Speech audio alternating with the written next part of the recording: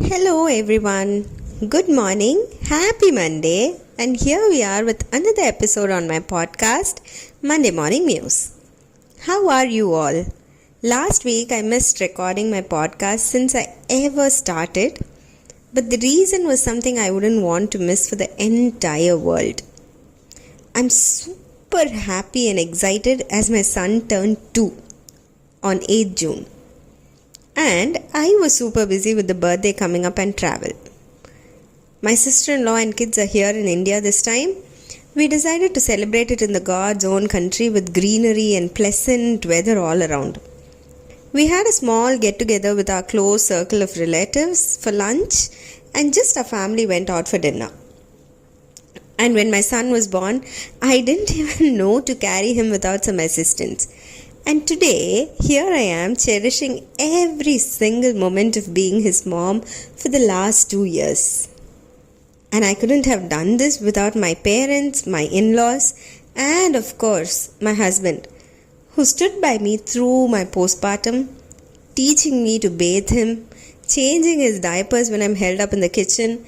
You name it, he would have done it. And the best part is, my little boy is all grown up. I don't know if I should be happy about it or I should feel sad about it. In a few more years, he'll have his own little circle of friends. So I decided to stop being selfish and enjoy all the time I have with him before he has a cute little circle of his own. Speaking of his birthday celebrations, I mentioned there was a small gathering of just the close relatives for lunch.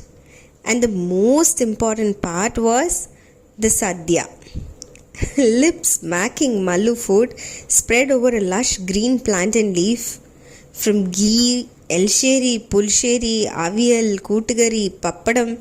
And to end the feast, I was relishing the yummy and rich palada payasam while I was absorbed in my own thoughts. How much process goes through to bring this yumminess from the urli to the sadhya leaf? And how much of passion the cooks might have to make such awesome stuff. And I look back into my cooking journey.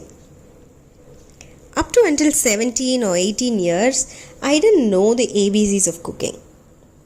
Whatever my mom packed in my lunchbox, I used to take to school and enjoy sharing with my friends.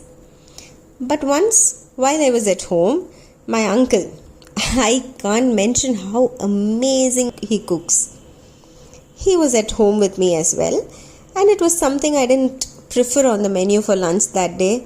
So my uncle said, "Give me 20 minutes, I'll make you a yummy pulav." He gave me a few carrots, beans and potatoes to cut while he took care of the onion part, and according to me, that was the most difficult task I knew. After all the cutting, like he said, in 20 minutes, I had the most yummiest pulav on my plate. That's the day I started looking into cooking as a serious thing. So to say, my uncle was my first guru.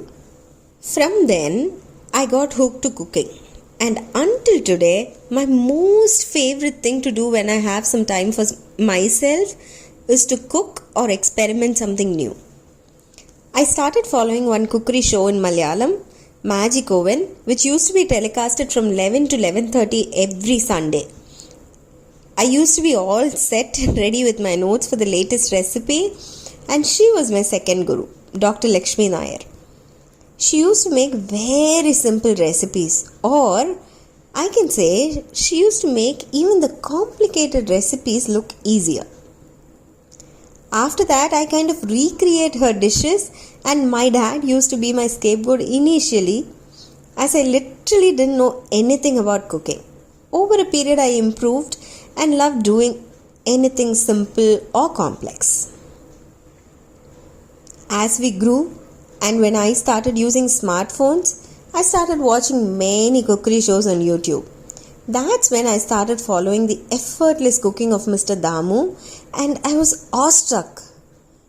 The way he took spices without even a measuring spoon made me wonder, will this just be for the camera or will it actually taste good? And I tried out his recipe once, It was a very simple potato fry. It was such a yummy combo along with curd rice. And one of my most favorite, Venkatesh Bhatt sir. His recipes are authentic ones, which he learned from his dad and his cook. I try his recipes too, and his Elanir Payasam is OG and the taste is worth the effort totally. And these two, Damu sir and Venkatesh Bhatt, they do a show in Vijay TV which is a fun-based cooking show and I can't ask for more. Fun plus cooking.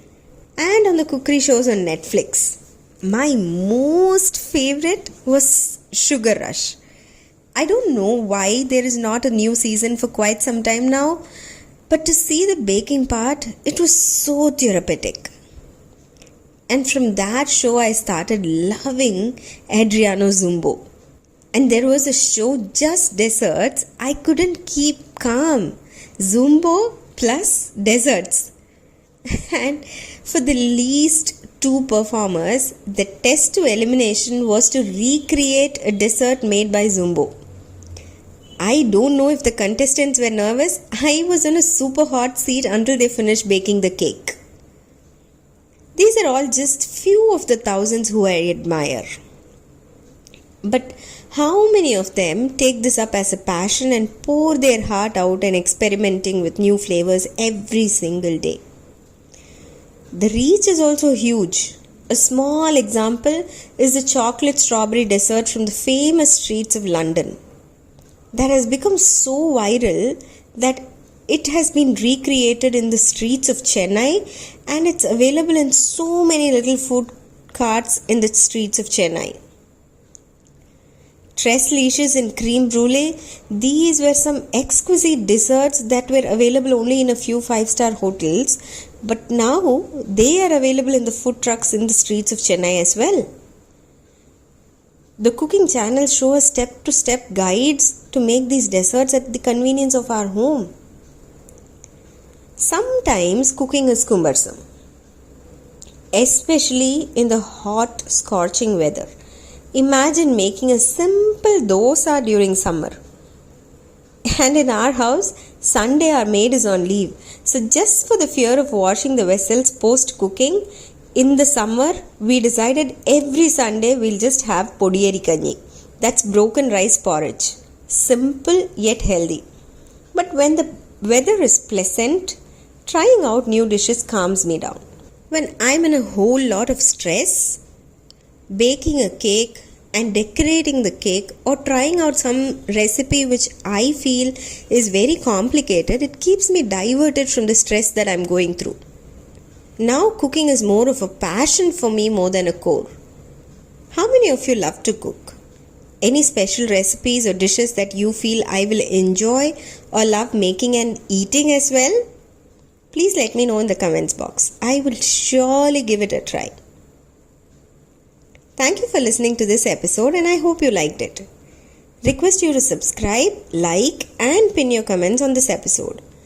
I will be back again next Monday with another episode of Monday Morning Muse. Until then, spread peace and take care. Lots of love.